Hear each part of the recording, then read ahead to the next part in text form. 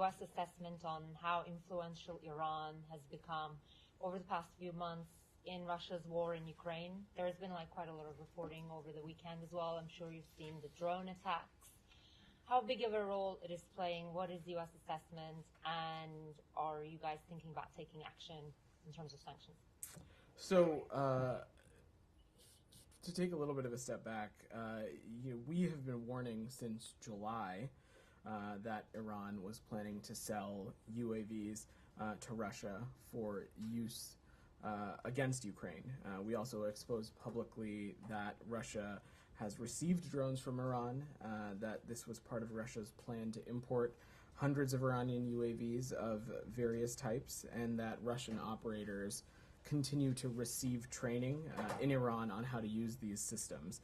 There's extensive proof of their use by Russia against both military and civilian targets there, and you've all seen the reports, as you mentioned this morning, of what appears to be Iranian drones striking downtown Kyiv.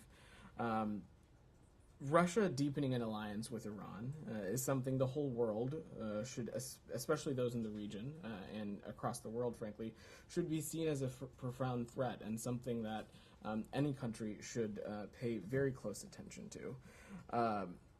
This is something that we're continuing to monitor closely on our end, and we're in close touch with our allies and partners, including those in the United Nations, to address Iran's dangerous proliferation of weapons to Russia. And anyone doing business with Iran that could have any link to UAVs or ballistic missile developments or the flow of arms from Iran to Russia should be very careful and do their due diligence. The U.S. will not hesitate to use sanctions or take actions against perpetrators. I don't have specific actions to read out or preview, but this is something that we're continuing to pay very close attention to. Sure, Alex. Thanks so much, Vedant. Happy Monday. Two parts of this question. One is the Biden administration doing everything you can to have to have Ukraine stand up against Iranian drones? You mentioned also missiles. That is about, that I've seen some reports about Zulfikar missiles, which come along with 700 kilometer range, which does pose question that why is it then the U.S. is so reluctant about ATACMS that Ukraine has been asking about, for a long time? Does it pause you in a bit when you make your next decisions about, your help, your military aid to Ukraine, and is it going to factor into your decisions? Thanks, Alex. So over the course of this entire conflict, we have made our assessments and offered our Ukrainian partners the type of security assistance that we think is going to best position them on the battlefield, and you have seen that over the course of the trajectory of this conflict. Both in the beginning months in February, but also now, where at every turn the nature of the conflict and the nature of the battlefield has shifted a little bit. We are going to, as I said, continue to work with our allies and partners to address not just Iran's actions here, but continue to hold Russia accountable. And we're going to continue to surge unprecedented security assistance to Ukraine, including air defense, and as well as working with our allies to transfer of air defense systems and other important security assets for Ukraine to use. I don't have specific systems to read out or any immediate package to preview, but this is something that we're paying very close attention to and will take action as necessary. Again, I'm going to let our Ukrainian partners speak to the battlefield specifically, but again, we will do everything we can to continue to surge our unprecedented security assistance to our Ukrainian partners. Just one thing when you were saying, does the U.S. have independent assessments and confirmation that the drones in today's attack on Kyiv were indeed Iranian drones? I can't speak to these specific reports, but again, as I said at the beginning of your question, we've been warning about this since dating back to July, not just about their use, but of Iran's plan to sell UAVs to Russia in the first place. Sure. I'm wondering if, in addition to the hundreds of drones that you just referenced, if the U.S. believes that Iran is preparing to send additional weaponry, specifically short-range ballistic missiles, from Iran to Russia. Again, I've seen those reports, but I don't have anything to offer on that. What I would say, though, is that this continued action of Iran and Russia closening their relationship is a reminder of, candidly, how the Russian military is suffering from major supply shortages in Ukraine, in large part because of the sanctions and export controls that are being enforced by the United States and its allies. As I think the Treasury Department noted last week, Russia has lost over 6,000 pieces of equipment since the start of this war, and there is enormous pressure on its defense industry to replace those losses. Russia is being forced, frankly, to resort on unreliable countries like Iran for supplies and equipment. And our information has noted that some of these UAVs that had been noted in these transfers have been experiencing some numerous failures. So again, this is going to be something that we pay very close attention to, and we'll take appropriate action as needed. And just one quick follow-up on that. As we talk about other countries selling or giving weaponry to Russia, do you guys have any updates as to where the North Korea-Russia relationship stands on that point, on that aspect? I think it was last month. Yeah. U.S. officials said that I North believe Korea was Janie asked preparing. about this about a week and a half ago, and Yeah. I don't think we have anything additional to offer on that. Okay. Yeah. Hold on. We'll work with it. Sean. I'm going to go with Sean. Can I just ask something else on Iran? Okay.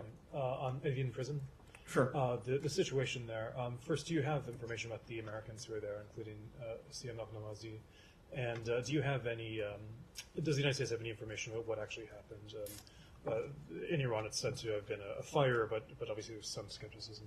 So I don't have any updates to offer on what transpired, but what I can say is that the detained U.S. citizens in Iran are accounted for, and they are safe. We are closely monitoring their situation for privacy and security and their safety. I'm not going to discuss the situation further, but we're going to continue to work with other countries, many of whom also have detained citizens at even, to remind Iran of its responsibility for the safety of our detained citizens. And we reiterate our call for the immediate release of all wrongfully detained U.S. citizens.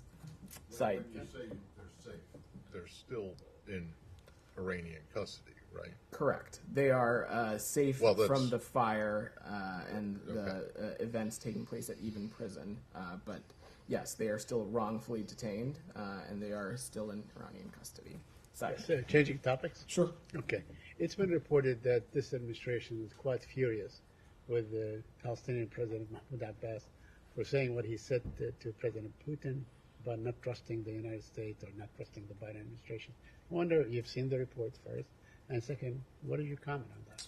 I have seen those reports, and I think you've seen some of my colleagues from the White House speak to this as well. But Russia's war of aggression in Ukraine is a clear violation of international law, and it serves as a threat to global peace and security. And President Putin is a far cry from the type of international partner or international leader needed to constructively address the Israeli-Palestinian conflict. And so I would reiterate that we are deeply disappointed to hear President Abbas's remarks to President Putin.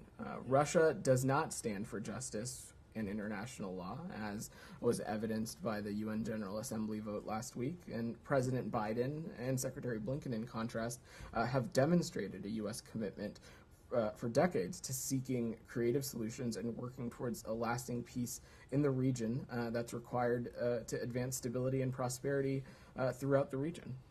Now, will this disappointment be translated into action, like, holding back maybe on the reopening of the consulate in Jerusalem or the reopening of the PLO office here in Washington in terms of tangible, punishment of the Palestinians? I don't have any actions to preview or link it to, but I would just again reiterate our disappointment to hear those remarks in reference to just one more. Sure. There's been an increase in sector aggression against the Palestinians, and sometimes aided by Israeli soldiers, especially now that they have the olive harvest, and it's the only crop that Palestinians depend on annually. And obviously the settlers are attacking farmers, uprooting trees, burning them, and so on. Sometimes, while the Israeli soldiers look on, and sometimes even joining them, and so on. I wonder if you have any, if you have seen reports about increased sector violence,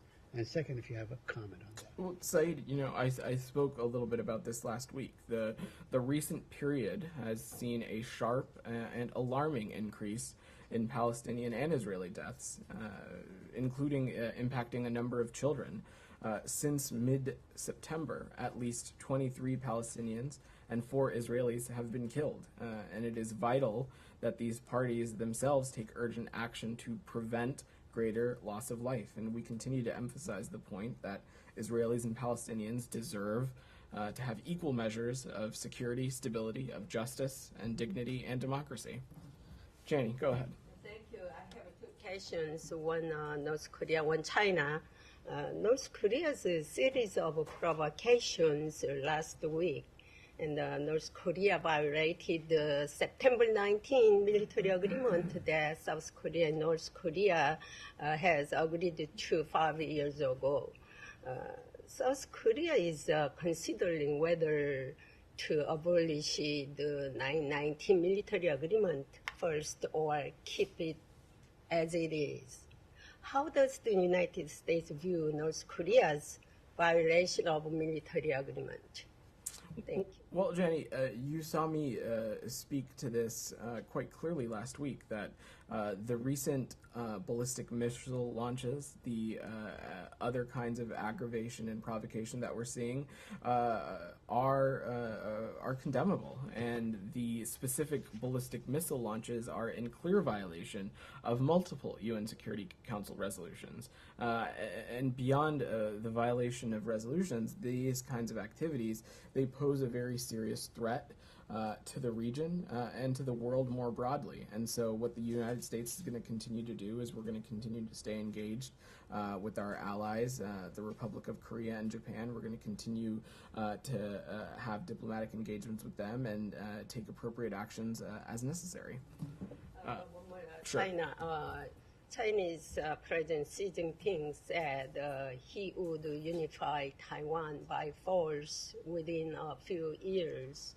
And also Xi Jinping sent a letter to Kim Jong-un for strategic unity between China and North Korea. Do you think this could cause Kim Jong-un to make a misjudgment? It's not for me to speak what's in Kim Jong-un's head or not, but what I can say to the first part of your question is we've been quite clear, both publicly and privately with the PRC, that our policy towards Taiwan has remained consistent for decades and across administrations, and we remain committed to our One China policy, which is guided by the Taiwan Relations Act, the 3 joint communiques, and the 6 assurances, and we're going to continue to take steps to promote cross-strait peace. And look, as it relates to the DPRK, I think you saw last week when there was a UN Security Council hearing on this, you saw the PRC and Russia and other countries parrot this false claim that U.S. provocations were the origination of these ballistic missile launches or anything like that. That's baloney and absolutely not the case. Go in the back. Okay, yeah. Can we stay in the region and then I'll work the room a little bit. Sorry about that. Yes, Go ahead. Thank you. The President Xi said, China will never promise to renounce the use of force, and we reserve the option of taking all measures necessary. And also, the U.S. military officials have said that China wants to have the capability to invade Taiwan by 2027. So, considering these circumstances, does the State Department feel a need to speed up delivery of weapons to Taiwan? And if so, what could be the options for United States government to speed up weapons production and also delivery of those weapons to Taiwan? I'm not going to speculate or preview any kind of arms transfer, but what I would say is that we would find any unilateral change to the status quo from either side deeply troubling. As we have said previously, our One China policy has not changed. It is guided by the Taiwan Relations Act, the 3 joint communiques, and the 6 assurances. we expect that cross-strait differences to be resolved peacefully. But I'm not going to preview or hypothesize anything beyond that. Anything else on the region before we move away? Sorry, just a quick follow-up. Sure. So, so the U.S. government already promised to, sell some, the weapons to Taiwan, but some of the deliveries was not made yet. So, just I would like to ask that. So, how U.S. can speed up the weapon productions and also to the delivery of those weapons already promised to Taiwan. Right, and I just don't have anything to offer on the delivery or the sequencing and how that happens, but we can see if we have anything more. Anything else on the region before we move away? All right, I'm going to go to, and then I'll come back to you, Sean, I promise. Go ahead, in the back. Two quick questions on Iran and then one on Syria, I'm sorry. But on Iran, you said the U.S. citizens are accounted for in Evin prison incident. Does that include do you have on U.S. permanent residents?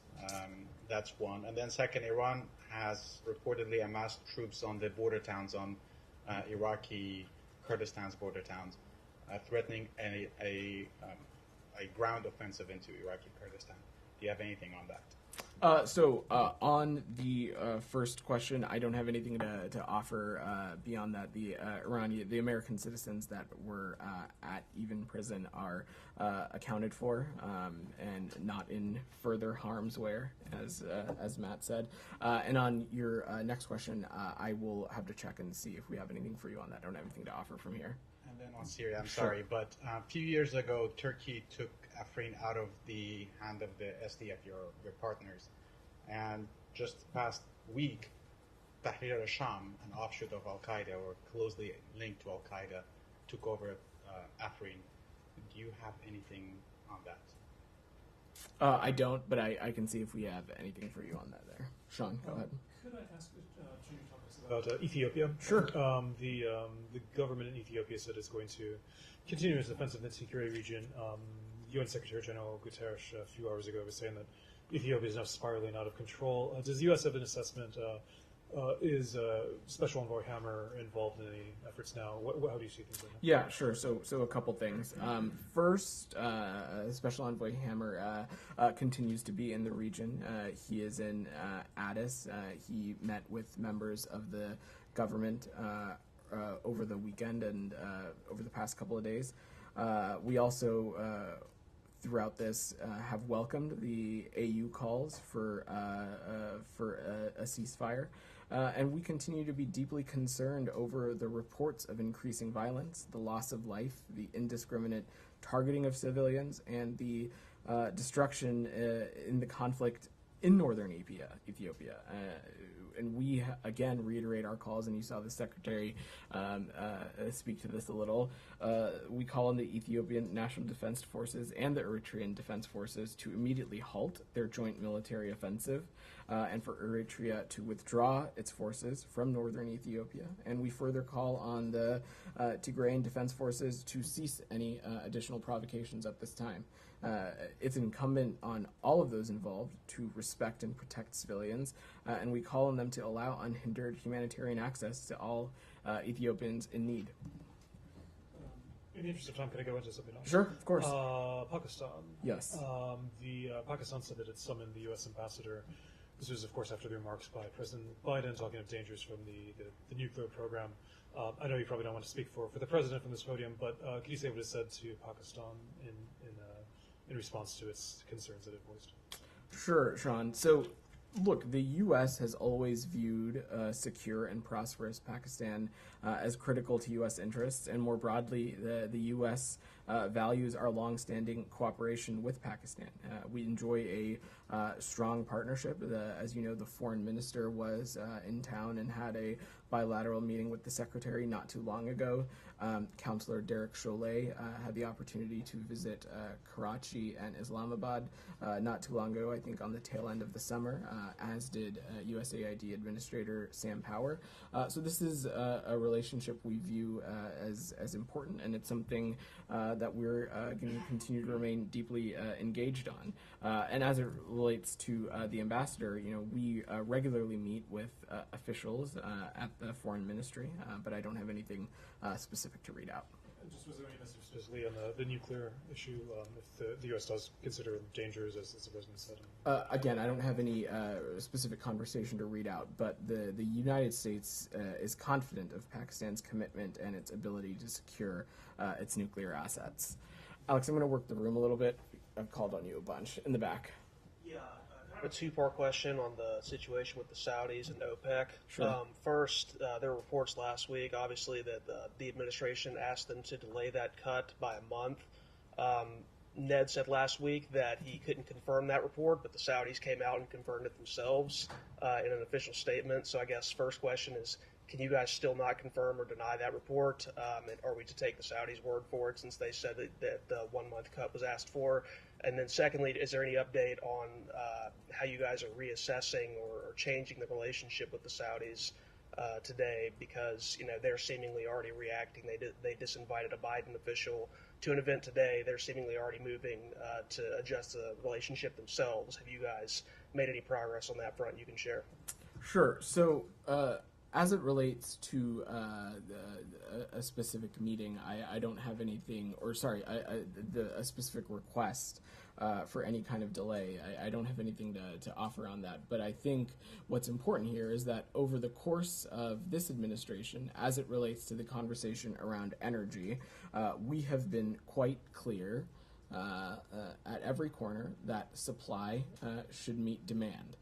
As this country, as our economy, and as economies around the world continue to come out of the COVID-19 pandemic and the impacts that the pandemic had on our economy and economies around the world, that the demand for energy should be met by appropriate supply. And so in recent weeks, the Kingdom of Saudi Arabia conveyed to us privately and publicly that they had an intention to reduce oil production, which not only would impact supply, but it would also increase Russian revenues and blunt the effectiveness of the sanctions that this country and our allies and partners have been in placing on Russia. That would be the wrong decision to make. And so we presented that analysis, and we presented that there was no market basis to cut production targets, and that they could easily wait and see how the energy market developed over the coming months before taking this step. And then so their decision to cut production was short-sighted for a number of reasons. But specifically on the relationship, this is not something new. The president has talked about reevaluating the relationship with Saudi Arabia since the early days of this administration. He talked about it as a candidate, and this is a relationship that it's a bilateral one that has been built over decades on a bipartisan basis that has transcended multiple administrations of multiple presidents of multiple parties. So what this administration is going to do is we're going to act methodically, we're going to act strategically, and we're going to take time to consult with members of Congress, with our allies and partners. Because as I have said, and as Ned and the Secretary have said previously, we have a multiplicity of interests with the Kingdom of Saudi Arabia. A security interest, an energy interest, a trade interest, a number of these factors. Can I go back to Iran just for a second? Sure. And the drones and reports of missile sales? Sure. Is it the administration's opinion that either Russia or Iran is in violation of any kind of, international law or international restriction? We do, Matt. You do? We do. Okay. So, I think you probably saw earlier today, our French and British allies publicly offered the assessment that Iran's supply of these UAVs to Russia is a violation of UN Security Council Resolution 2231, and this is something that we agree with. Hold on a second. The arms embargo on Iran expired. So not all of it expired, and under the UN Security Council Resolution 2231, restrictions on the certain transfer of certain weapons remain in force, and these restrictions are in addition to those weapons that were restricted under the conventional arms embargo. And it is our belief that these UAVs that were transferred from Iran to Russia and used by Russia in Ukraine are among the weapons that would remain embargoed under 2231. Okay, that's interesting because you just said that now you're confirming that these were Iranian drones, because in a response to a question earlier, you you said that I you saw reports, but I just now you're didn't saying wanna that they have speak- definitely been. Now you're saying that these are that you guys know that these are definitely Iranian drones. I didn't want to speak to specific reports, but to answer your question, the UAVs that were part of the transfer are in violation of 2231. But they are conventional weapons, are they not? Our belief and our understanding is that these types of UAVs would also be restricted under. What kind of type is that? I'm not so gonna, they could. So in other words, you're saying that the Iranians could sell the Russians AK-47s or the Iranian version of an AK-47 if they wanted to, and that would be okay. I'm not going to get into hypotheticals, Matt. Well, I'm not asking for a hypothetical. I just want to know why you think that these drones are covered by